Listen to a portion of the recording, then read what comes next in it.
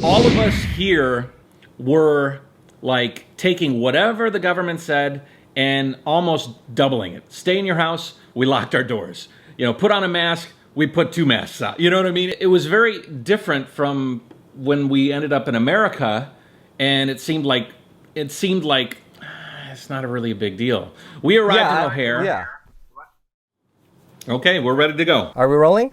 We've been rolling. What's up, everybody? This is Matthew Galat, and he is with the Jiayou. You call yourself the Jiayou Nation, right? We are the Jiayou Nation. That's fantastic. This is the LTA family here, but he's actually on the ground, living in China, and I thought it'd be very interesting for me to ask him some questions about how it's really like there.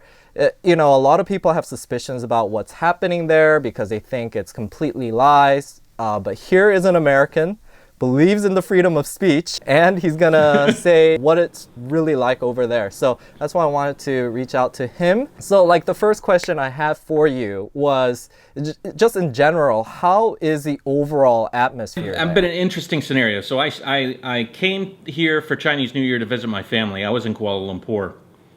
When I got here, I was planning to do Chinese New Year. It wasn't really a virus atmosphere when I first got here, and then as I started to get settled, we were planning Chinese New Year. All of a sudden, this virus starts coming out, and then Wuhan breaks out, and it was around the thick of it when flights in China was starting to block things going out, and so we as a family decided, you know what, this might be an opportunity, our last opportunity to get out of China, so we left.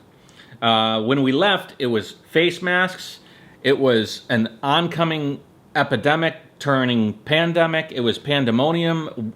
News coming out of Wuhan was crazy and scary, and my daughter was, we were all locked in our house. My daughter's like 3.5, and so we were all kind of cooped up.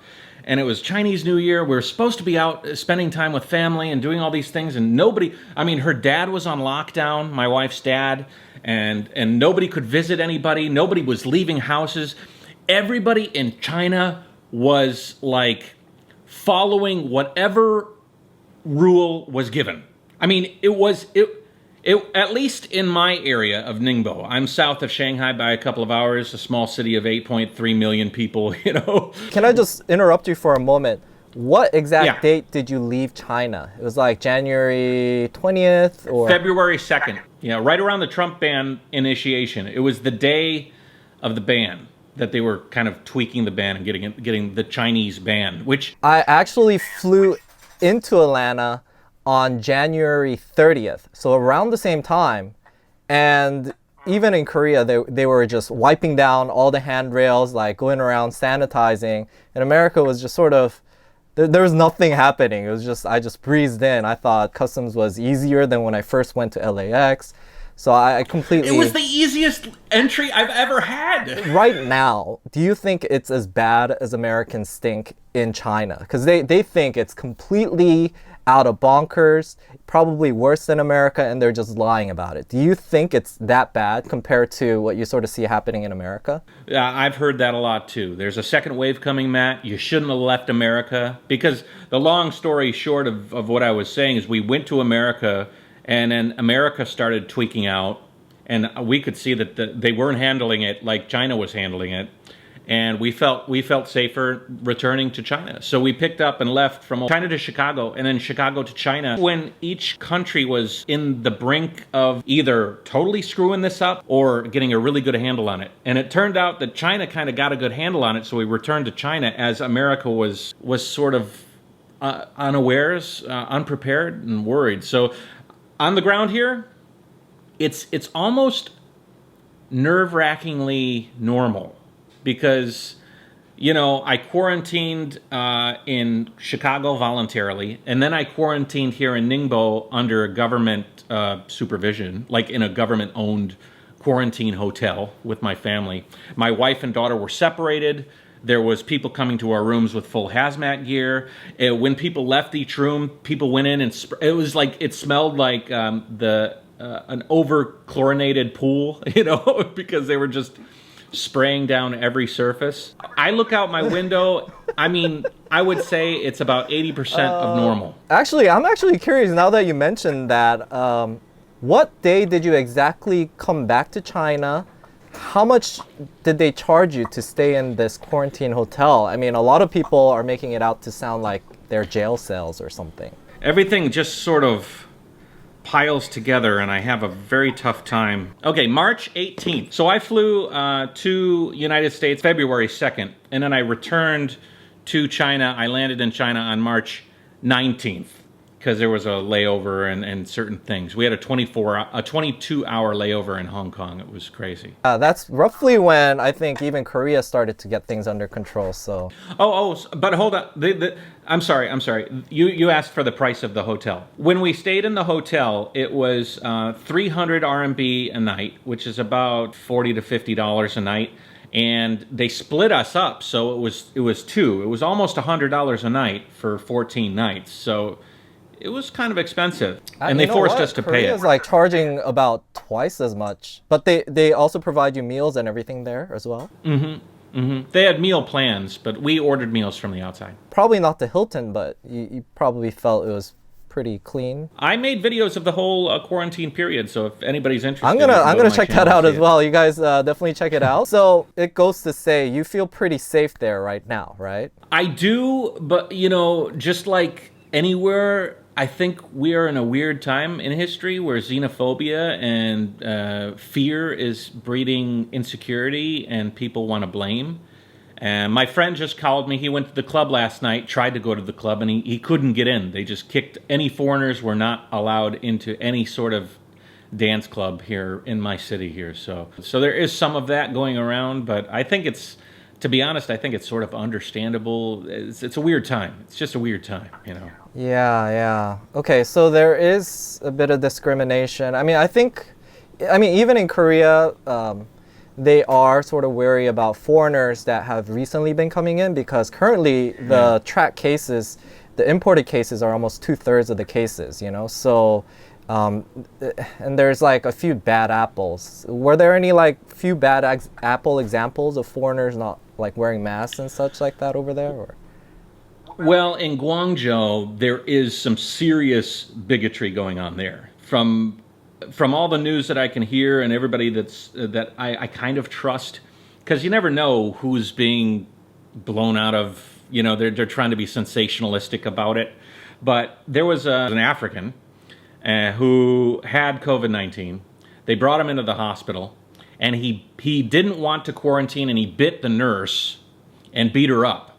And he escaped the hospital. And what this did is it prompted a lot of racism on the blacks in the neighborhood. I heard they just basically forced quarantine. That, right? They evicted people out, and they were sleeping in the streets, and so that's overblown. That was really, really wrong. I don't want to let anybody feel like I'm condoning that. But they were afraid. And there was this incident, and it was like the lit a match, and it ignited a spot of bigotry. I think that they've calmed it down. There was a single McDonald's that was not allowing any foreigners, and so McDonald's corporate kind of stepped in and said, "Hey, you guys can't do that." But I'm all speaking from a point of view of it's not happening here in Ningbo, from what I can tell. That scale, but I know it's happening. But that was okay. So this is interesting. It was isolated to that area because that happened with an African American there. Yeah. I mean, from an American mindset, it's like what the heck. But actually, you and I, we've been living out in Asia, and this is something that's very common. If a certain expat group does this, they sort of come down hard on it, and I can't condone it, but I do think it has like this effect of like expat groups like self-policing themselves and saying you better not like act in a bad manner, otherwise it's gonna come down on me kind of thing. It's just part of expat life. It sort of sucks, but I'm sorry to hear that's happened. The guy bit in a period of time when there's a pandemic and people are dying, you don't bite the nurse. Yeah, it's like Jesus. it's like Oy several steps vey. above spitting, you know? So when we were on the bus that was taking us from Shanghai Pudong Airport to Ningbo here, we had to make a few stops. Along the way, we stopped and picked up a Western girl. This Western girl was sitting in front of me.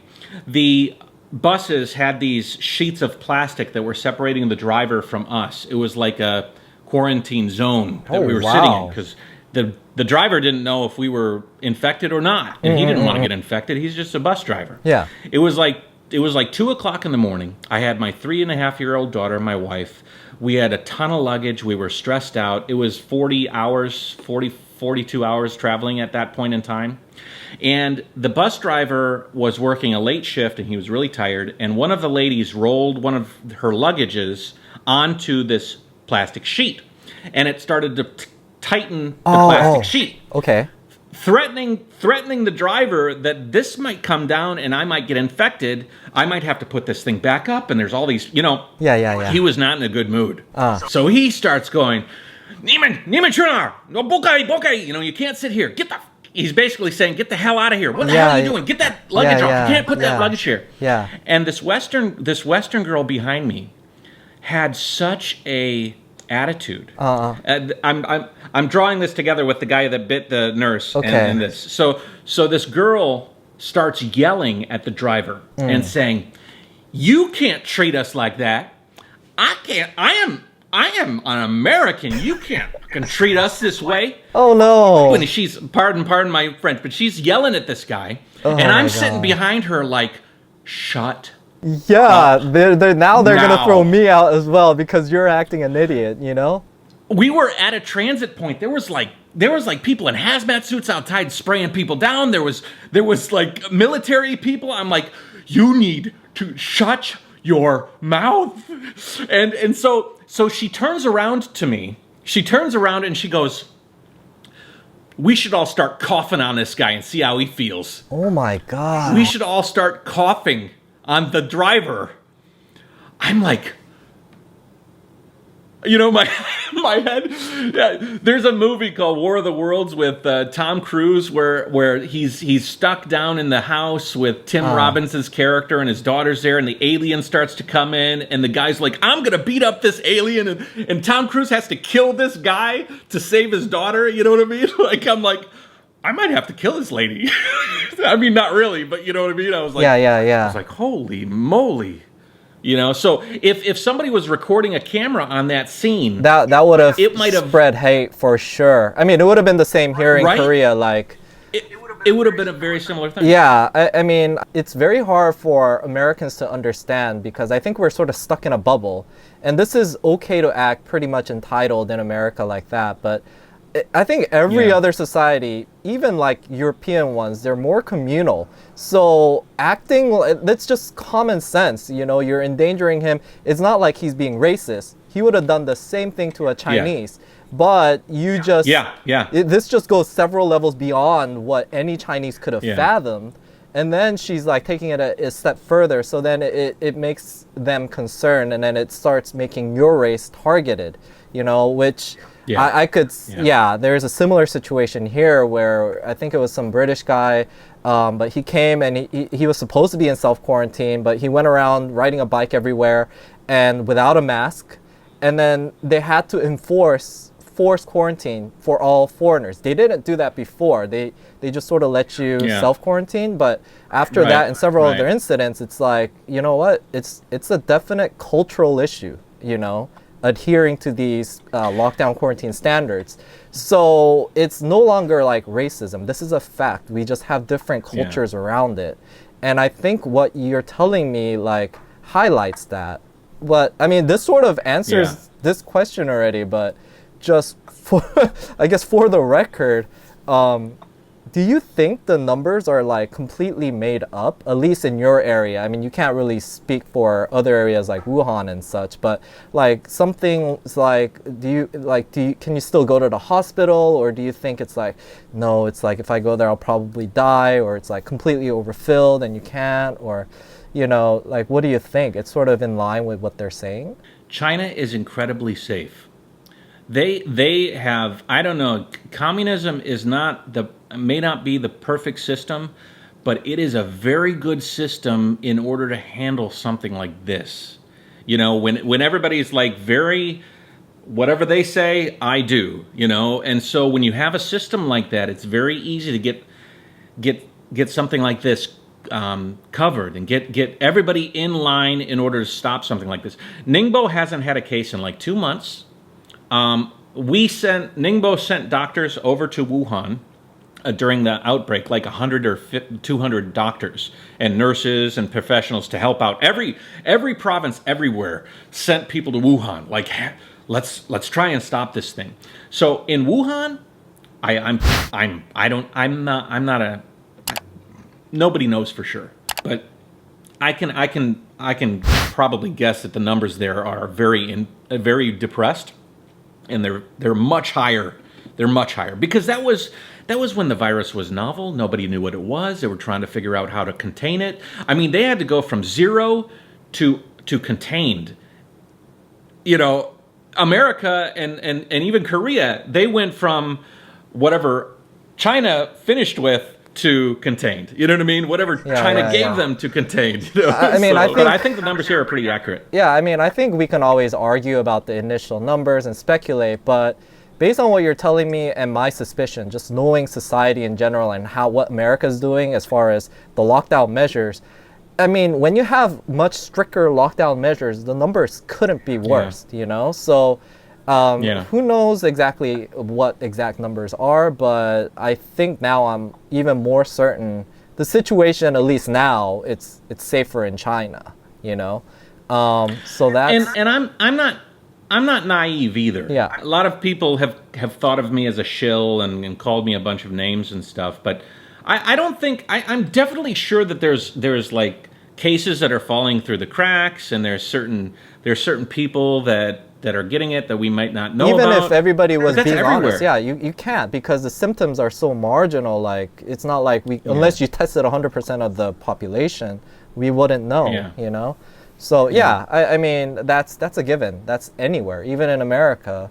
There's going to be people there's evidence. There's clearly people who are infected that they couldn't test, and then they're like, I had no contact with someone who travels. So none of the numbers are 100% accurate, and I think that's why there's this argument. Maybe we should go for herd immunity, because they're like extrapolating these numbers of the tests on the whole population and such. But but I think just what I want to know is, do you think it's safe? And it's sort of a given, because you're sort of putting your money where your mouth is, or in this case, your life, because you took your whole family back there, and you wouldn't be there if you really felt more endangered. I can't like say you're lying. You're literally putting your life on it, and you have absolutely no incentive to do so, So not only mine, but like you said, like my family. You're not going to want to endanger your daughter's life or your wife's. So that's for sure. Okay, so now I guess I'm just going to sort of ask you questions in general about going forward. Sure. Compared to how it was when you first got there, like mid-March, and right now in a month from now, do you see any like sort of restrictions being lifted off? Do you sort of see like a future where China is now planning to move on beyond the lockdown, and they want to get things running again? There's a lot of travel restrictions here still. And you have to remember that the virus was born here. However you think it got started, it was born here, however that happened. But so their clock started like a month earlier than anybody else's. Or a few and like weeks 2 earlier. months earlier than America, So Yeah. So whatever time you lost, whatever time we started, and then whatever other country started is whatever we're ahead of the game. So I see us here in China being allowed to live freely within China. It's almost that way right now. There was a second wave, sort of, you could call it a wave. They're just ripples, really, in Guangzhou. And the reason why I think China can do it is they've got the playbook. They've already done it in Wuhan. So, and when in Wuhan, it was like you shut down 40 million people. So if they've got to shut down a city for a week to 2 weeks to kind of just clear out any spotty outbreaks, I don't think that's going to be too difficult for them. It's funny, if your jail cell is open, but everybody else's jail cell is still closed, you're still in prison. You know what I mean? Yeah, So I totally relate to this. Yes. because I'm stuck. I mean, I'm supposed to be cycling around the world on a recumbent trike, and my trike is stuck in Kuala Lumpur. I can't even get to it, So I'm just travel I'm on eternal restrictions pause for all until that foreigners works. there as well. Yeah, it's crazy. We just gotta stay. Yeah. Do they still require that you wear a mask 100%, or it's just sort of up to you?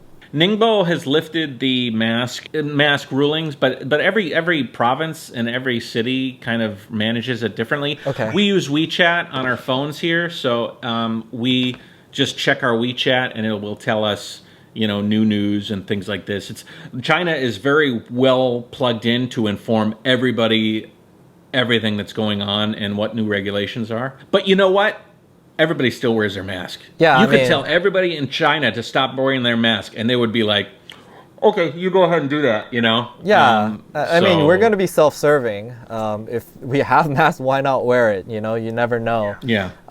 It sounds sort of almost like Korea. I mean, Korea just recently lifted pretty much all restrictions except for schools. Schools are still closed, but they had like certain businesses like PC bongs, like PC rooms and karaoke rooms, which are very isolated. Like you'll definitely catch a KTV virus, is right? But they even reopened those. Cesspool. Are there any businesses? Some that- KTVs are a cesspool. There's some viruses going around KTVs. For sure, like. Shit. But it's like you just go there at your own risk. But even though they opened it, we have no plans to go there. Generally, society, right? And that's probably why it's safe, because if you probably go to those places, there's gonna be nobody, so it would be pretty safe. You know what I'm saying? But are there any like forced lockdowns of specific businesses in your area and in China, or it's now it's just sort of Schools are open. My daughter isn't going. She's 3.5. We're just keeping her out. But because I don't know if it's not Gaokao, but there's a test that's coming up. And in China, it's like the kids have to take this test. So kids had quarantined with their families on lockdown here in China for like 3 months. And now they're losing their summer break because the schools are making up the time that was lost by absorbing any vacation time those kids might have had. So my niece and nephew, my wife's niece and nephew, they go to school right across from my building, and they're here. But my daughter's not necessary to go to school, so we're not going to put her in school. As far as other businesses, I think pretty much everything is open, but there are these kind of like no foreigners allowed restrictions at certain places apparently. So it's not status quo yet, I see. But at least, I mean, the main thing that matters to us is like restaurants, we love our restaurants. They're open now, right? Oh yeah. Most restaurants are open, and China has a really robust delivery service. I mean, you can get delivery of fruits, vegetables, food, this types of things, and so a lot of restaurants are hurting and have hurt. Every business in China lost Chinese New Year. That is huge. I mean, Chinese New Year is when a lot of service industry businesses make a large percentage of their yearly income. And as a matter of fact, it was kind of funny when the lockdown came in. All of the businesses had buffet loads of lobsters and meat and food that they were ready to prepare for Chinese New Year meals. And so they had to get rid of it because it was spoiling, and they were giving it out to public. They had huge buffets of like a market that was set up in front of these big buffet places. And they were selling stuff at like fairly good bargain prices because nobody was coming to the restaurants. And so it's like a lot of what you're saying is bringing similarities to what's happening here in Korea as well. Do you think like society is at a point where it's panicking? It seems like the virus is relatively under control, but a lot of us are I see on the news and such, a lot of the factories in China, that, you know, in the beginning, they couldn't fill the orders because they were in quarantine. But now that they're back to it, they can't fill the orders because there's no orders because, you know, a lack of demand from overseas. So I feel like, you know, they're probably hurting economically too. Do you just feel like society is restless about that, or is the government doing enough with stimulus, you know, like cash and such to sort of keep people at ease? You know, a lot of people told me that they thought China did this to make money. You know, like they did this to destabilize the world economy and like how do you and edge out everybody. But you know, China is hurting. Like, I feel like they're hurting the these, most out of everyone. Yeah, for sure. They started it, so they've got this whole "you started it" attitude. But all of their suppliers are now around the world locked down. You know, like a large percentage of Chinese business is catering to people outside. So right now, what happened, like my wife, her family owns picture frame factories, plastic picture frames. They make ungodly amounts of plastic picture frames. You've never thought about plastic picture frames, but holy shit, they make a lot of those things. And she can go through a Walmart and she could go, that's mine, that's mine, that's mine. In a Walmart, anywhere in the world. It's crazy.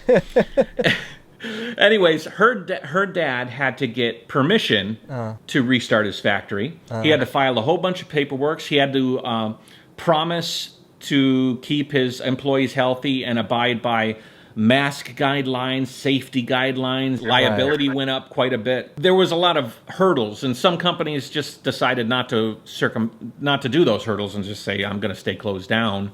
But I think now those hurdles have been relaxed. That was earlier when like they were thinking about starting up businesses, but I think most people are raring to go and they're waiting for orders to come in.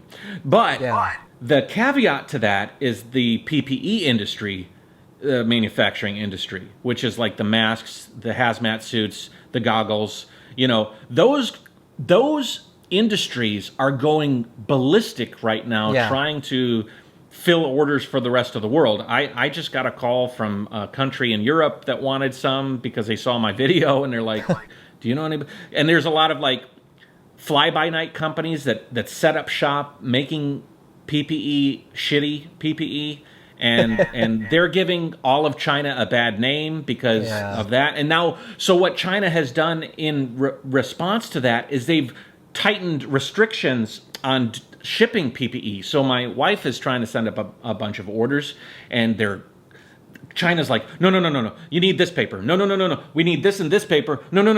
You gotta, because they're trying to make sure, because China right now is like, everybody thinks we're assholes. Yeah, they don't want to add to the bad name, right? Yeah. Yeah, but you know what? They're damned if they do it, they're damned if they don't. You sent bad masks.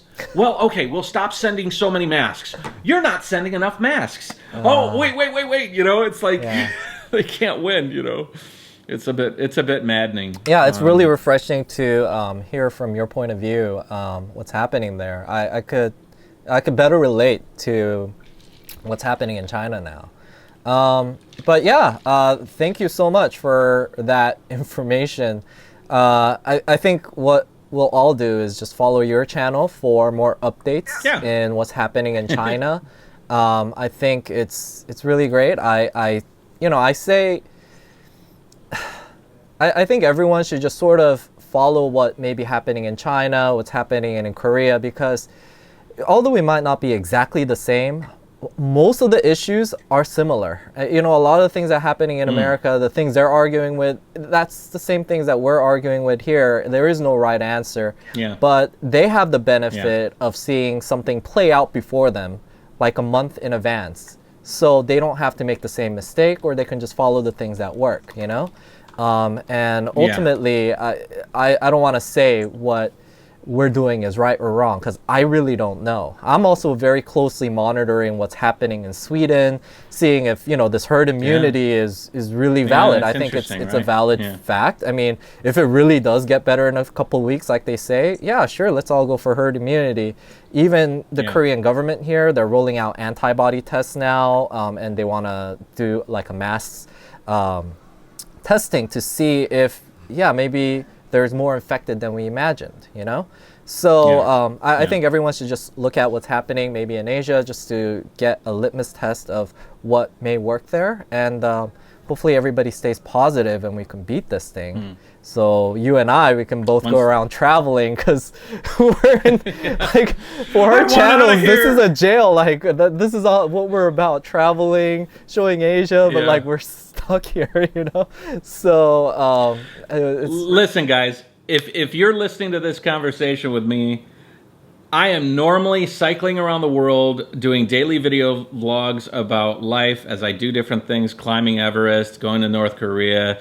I did the Son Doong Cave in Vietnam. You know, it's all about like experiencing amazing things and sharing the experiences. So this is not my normal thing. This is like a side gig because you can't do anything else. Yeah, there's no other choice. So I've become a voice. This voice, it's crazy. It's not me.